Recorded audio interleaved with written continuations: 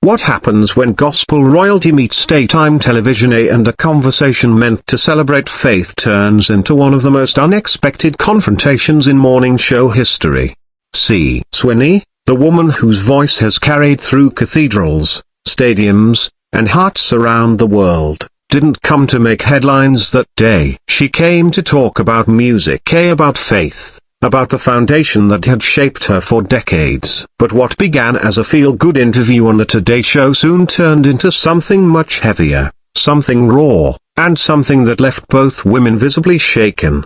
Before we dive in, make sure you hit that subscribe button and drop a comment below, because what happened in that studio wasn't just a clash of opinions. It was a collision between two worldviews, two forms of truth, and two women unwilling to back down. The lights were bright, the cameras were rolling, and the studio buzzed with that familiar morning warmth. Hoda Kotibbe smiled her signature smile, a gracious, inviting, the kind that puts even the most nervous guest at ease. Across from her sat C. Swinny, radiant in a soft gold outfit that seemed to shimmer under the studio lights. Her calm presence carried a quiet authority, a lifetime of stages, sermons, and songs behind her. "See, we are so thrilled to have you here today," Hoda began, beaming. "Your music has touched so many lives. I think everyone watching has at least one of your songs that means something special to them. Let's talk about your new album. What inspired it?" C. smiled, folding her hands. Her voice was steady and kind, like a melody in itself. "Well, this project came from a place of wanting to remind people what faith looks like at its core. We live in a world that changes constantly. Opinions shift, values shift, but faith, real faith, doesn't move. I wanted this album to bring people back to that foundation." The audience applauded lightly. It was the kind of moment viewers loved, uplifting, simple, heartfelt. But then Hoda leaned forward. Her tone stayed warm, but her words began to test deeper waters. "I think that's beautiful," she said. "And I think a lot of people need that message right now. But see, you've also been very outspoken lately about some controversial issues, about faith and culture. Some people have called your words divisive. How do you respond to that?" There was a brief silence, not long, but long enough to notice. C. smiled again, though her eyes grew thoughtful. "Divisive," she repeated softly. "That's an interesting word. I think sometimes what people call divisive is really just someone being clear about what they believe. I've never set out to divide. I just speak from conviction, and conviction doesn't always fit comfortably into culture." The room was still, save for the quiet hum of studio lights. Hoda nodded slowly. "Of course, but when your words touch on sensitive topics, especially ones that affect certain groups or communities, do you ever worry that your message of faith might get lost in the controversy?" C. sat a little straighter. "I always try to speak with love," she said. "But love doesn't always mean agreement. I think we've reached a place in our culture where disagreement is seen as hate. I don't believe that's true. I can love someone and still hold a different belief." It was measured, calm, but something in her tone made it clear that this wasn't just a talking point, it was personal. Hoda took a breath, choosing her next words carefully. "I understand that. But some of your comments have made people, especially young fans, feel hurt. People who've grown up with your music say they now feel alienated. What would you say to them?" C. hesitated, her expression softening. "I would tell them that I love them," she said quietly, "that I've always loved them. My heart is never to hurt anyone. But I also believe love means being honest. It means speaking truth, even when it's hard." Hoda leaned back. "But truth can be subjective, can't it? Different people interpret it differently. Even within faith traditions, there's a range of beliefs. Isn't it possible that your interpretation isn't the only one?" C.'s hands tightened slightly in her lap. "There are things in life that are open to interpretation," she said. "But there are also things that aren't. And for me, that foundation comes from scripture, from something I didn't write, but that I believe in deeply." The studio air grew heavier. The applause sign didn't light up this time. What had started as a simple conversation was turning into a philosophical standoff, belief versus understanding, conviction versus empathy. Hoda's tone stayed respectful but sharpened just a touch. "You've said you speak from scripture," she said. "But scripture has also been used in many ways throughout history, sometimes to uplift, sometimes to harm. Do you ever worry that your words might be misunderstood in that way?" C. drew in a breath. "I know that's happened," she said. "People have used faith as a weapon, and that's wrong. But I can't stop speaking truth just because others have abused it. I don't preach hate, Hoda. I preach help, a hope that change is possible, that redemption is real." Hoda nodded, but her eyes flickered with tension. "And yet," she said softly, "some people hear your message and feel pain. They hear it as exclusion, not hope. What would you say to them, right now, if they were watching?" C. turned directly toward the camera. Her voice trembled slightly, but she didn't look away. "I would say this: you are loved deeply. By God, by me. That love never changes. But love also calls us higher. It doesn't leave us where we are. It invites us to grow." I know that message isn't easy to hear, but it's the one that's carried me my whole life. The silence that followed was thick enough to touch. Hoda exhaled slowly. "So when people say your message feels judgmental, you don't see it that way?" C. shook her head.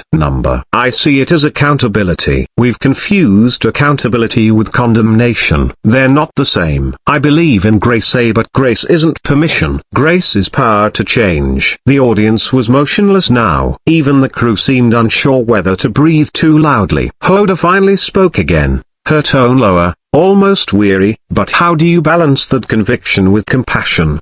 Because from where I sit, sometimes it seems like those two things are pulling in opposite directions." C's eyes glistened. "It's not easy," she admitted. "It's the hardest part of walking in faith.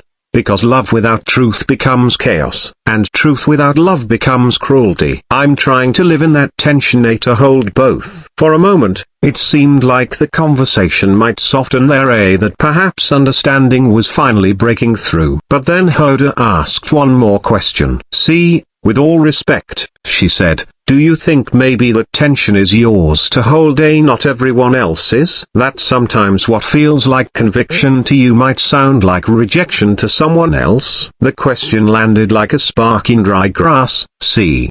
blinked slowly, her jaw tightening. "So what are you saying?" she asked, her tone suddenly quieter, steadier. "That I should change what I believe so no one ever feels uncomfortable?" "That's not what I'm saying," Hoda replied quickly. "I'm saying empathy matters. That people's lived experiences matter. That maybe there's a way to communicate your faith without making others feel unseen." C.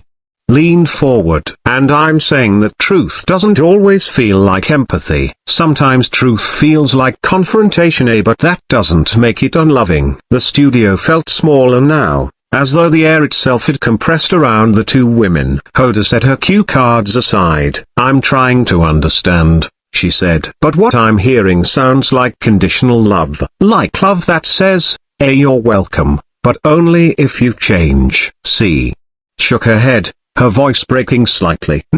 Everyone's welcome. But love, real love, doesn't leave you unchanged. It transforms you." There was a tremor in her words now, something raw and human breaking through the composure. "I've had people I love walk away from me because they think I don't accept them," she continued, her voice trembling. "And it hurts every single time. But I can't lie to them. I can't say something's right when I believe it's not. That's not love, that's fear of rejection dressed up as compassion." Hoda's tone grew gentler, but her words didn't soften. "And what if they don't need correction? What if they just need to know they're loved exactly as they are?" C.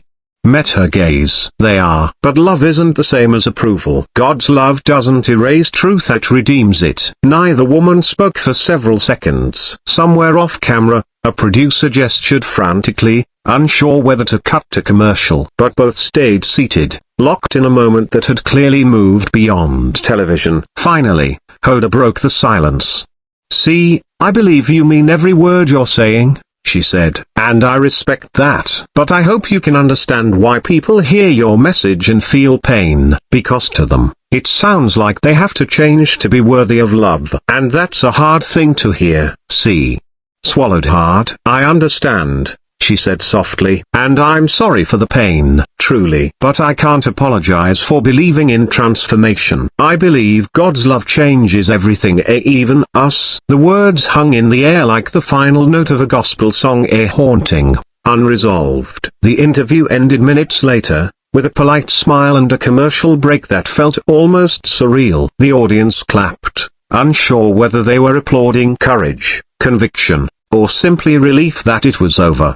Behind the scenes, the atmosphere was thick. Crew members avoided eye contact, producers whispered, and in the quiet after the storm, both women sat for a moment, breathing, collecting themselves. No one had expected the conversation to go there. Not the producers, not the audience, and certainly not Swinny or Hoda Kotibbe. But maybe that's what made it so unforgettable. Because sometimes, the most powerful moments in television aren't scripted. They're born from tension, from two people who see the same world through completely different lenses, each convinced they're speaking from love. And when conviction meets compassion in the glare of a camera, what follows isn't just an interview. It's a mirror, reflecting the struggle of an entire culture, torn between truth and tolerance, belief and belonging. What happened that morning wasn't about who won or lost the argument. It was about something deeper, the courage to speak, the courage to listen, and the uncomfortable beauty of realizing that sometimes, both can be right in their own way. As the studio lights dimmed and the closing music played, Hoda exhaled.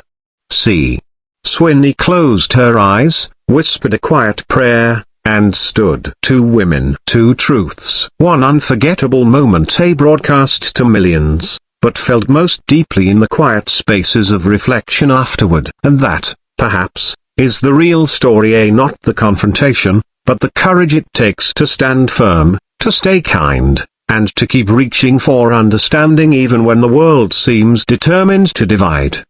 Because in the end, faith and empathy aren't enemies. They're threads in the same tapestry, both reaching, in their own ways, towards something greater than themselves.